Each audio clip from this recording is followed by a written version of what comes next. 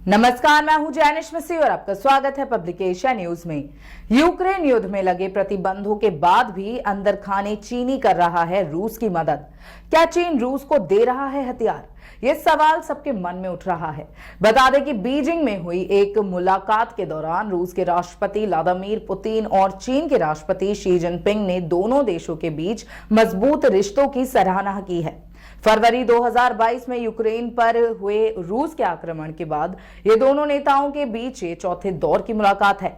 इस दौरान चीन रूस का बन गया है इंपॉर्टेंट पार्टनर, क्योंकि रूस पर लगाए गए अमेरिका समेत अन्य देशों के प्रभाव को चीन कम करना चाहता है। हालांकि इन आरोपों को चीन कई बार खारिज कर चुका है। बता दें कि बीबीसी को दिए एक इंटरव्यू में अमेरिकी विदेश मंत्री एंटनी ब्लिंकन ने आरोप लगाया था कि यूक्रेन युद्ध में चीन रूस को हथियार उपलब्ध करा रहा है। ऐसा नहीं हो सकता।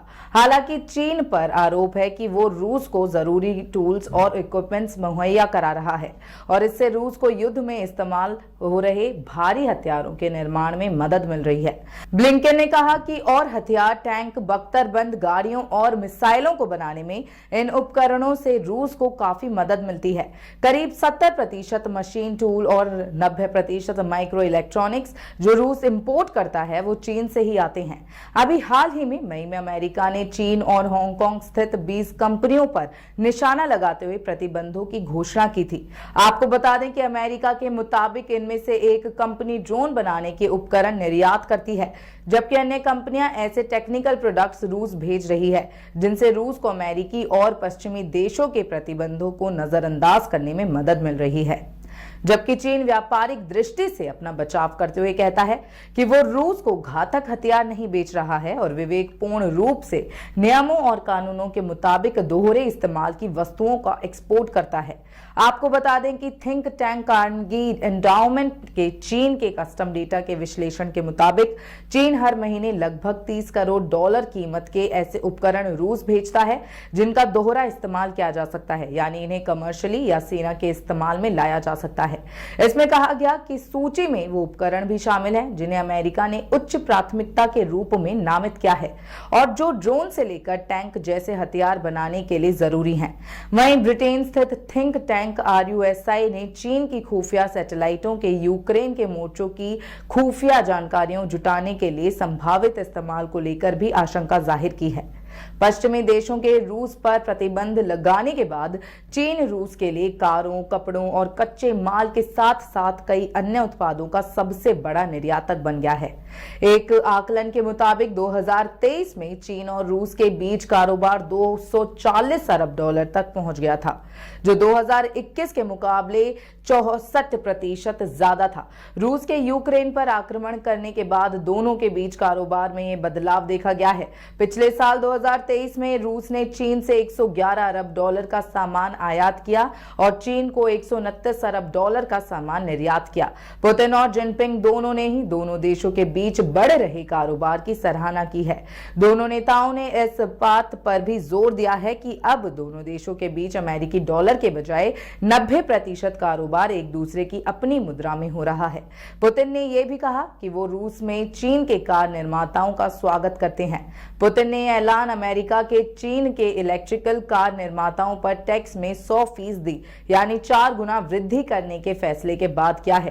साल 2023 में चीन ने रूस को जो निर्यात किया उसमें $23 अरब के कारों और उनसे जुड़े कालपुर्जों शामिल थे।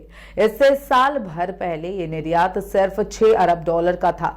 मार्च में चीन के विदेश मंत्री वांग यी ने कहा था कि बड़ी मात्रा में रूस की प्राकृतिक गैस चीन के घरों में पहुंच रही है और चीन निर्मित गाड़ियां रूस की सड़कों पर दौड़ रही हैं। हालांकि कई विश्लेषक ये मानते हैं कि ये एक तरफा संबंध है जिनमें रूस की चीन पर निर्भरता बढ़ी है। साल 2023 में चीन रूस का सबसे बड़ा कारोबारी सहयोगी था, जबकि चीन के लिए वो कारोबार के मामले में 6ठे नंबर पर था। रूसी सरकार के राजस्व का लगभग आधा हिस्सा तेल और गैस की बिक्री से आता है। यूक्रेन पर रूस के हमले के बाद प्रतिबंधों की वजह से ब्रिटेन, अमेरिका और यूरोपीय संघ के देशों के लिए रूस के तेल और गैस की बिक्री में भारी गिरावट आई है। रूस ने इस कमी को एशिया, खासतौर पर भारत और चीन के लिए बिक्री बढ़ाकर पूरा करने की कोशिश की है। 2023 में रूस सऊदी अरब को पछाड़कर चीन को तेल बेचने वाला सबसे बड़ा मुल्क बन गया। चीन ने रूस से इस साल 10.7 करोड़ टन कच्चा तेल आयात किया। साल भर पहले के मुकाबले ये 24% ज्यादा था।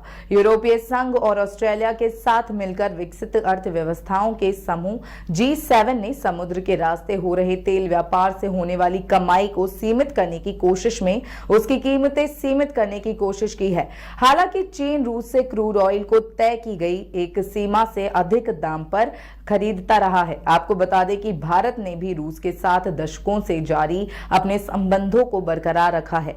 यूक्रेन पर हमले के बाद से छूट पर मिल रहे रूस के तेल का भारत बड़ा और मुख्य खरीदार रहा है। बैंक ऑफ बड़ौदा के डेटा के मुताबिक जून 2023 में भारत के कुल तेल आयात का रिकॉर्ड 44% रूस से आ रहा था। वहीं साल 2023 में चीन ने 8 करोड़ टन LPG रूस से आयात की। ये 2021 के मुकाबले 77% अधिक था। दोनों देशों ने ऊर्जा संबंधों का विस्तार करने की भी योजना बनाई है, जिसमें एक नई पाइपलाइन शामिल है जिसे पावर ऑफ साइबेरिया 2 कहा जाएगा। ये पाइपलाइन रूस के पश्चिमी साइबेरिया क्षेत्र को उत्तर पूर्वी चीन से जोड़ेगी और वहां प्राकृतिक गैस पहुंचाएगी। चीन पहले से ही पावर साइबेरिया पाइपलाइन के जरिए साल 2019 से रूस से गैस खरीद रहा है। ऐसी ही तमाम खबरों के लिए देखते रहें पब्लिक एशिया न्यूज। धन्यवाद।